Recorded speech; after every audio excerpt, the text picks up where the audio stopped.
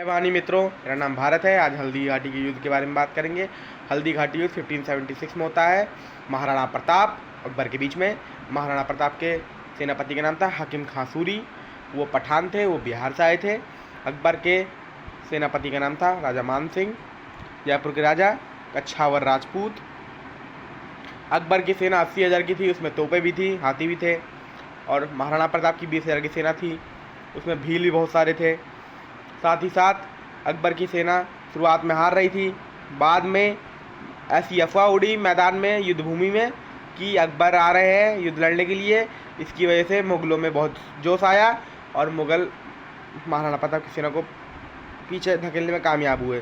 पर महाराणा प्रताप की सेना बहुत तलबल से लड़ी थी, बहुत ख़तरनाक तरीके से लड़ी थी। शुरुआत में अकबर की सेना बहुत पीछे हट गई थी।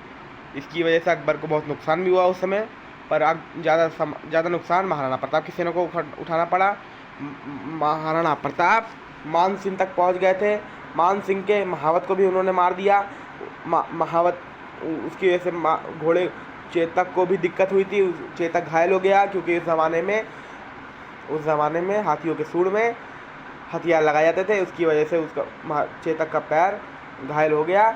और फिर जब महाराणा प्रताप को उनके सैनिकों और सेनापतियों ने कहा कि आप युद्ध भूमि छोड़ के चले जाइए, क्योंकि आपकी ज़रूरत ज़्यादा हमारे मेवाड़ को है, आपकी ज़्यादा ज़रूरत आगे की योजनाओं बनाने में है, इसलिए वो ये मैदान, युद्ध का मैदान छोड़ के जाने लगे।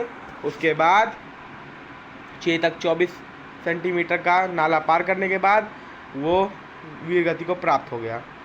और ऐसा ही महान उनका हाथी राम प्रसाद था। राम प्रसाद को आगरा में रखा गया था। वो कुछ भी बिन खाए जिया, ना खाना खाया ना पानी पिया मुग़लों का, अकबर का, और वो फिर वीरगति को प्राप्त हो गया। साथ ही साथ इस युद्ध का कोई परिणाम नहीं निकला। इसी वजह से ये युद्ध कोई परिणाम नहीं था।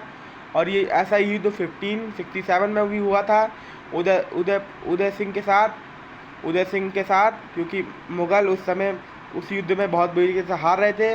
वो लोग पीछे हट गए, क्योंकि अकबर को ऐसी सूचना मिली थी कि दिल्ली में तख्ता पलट हो सकता है, इसलिए वो दिल्ली लौट गया। इसकी वजह से उस युद्ध का भी कोई परिणाम नहीं था। जय हिंद, जय भारत।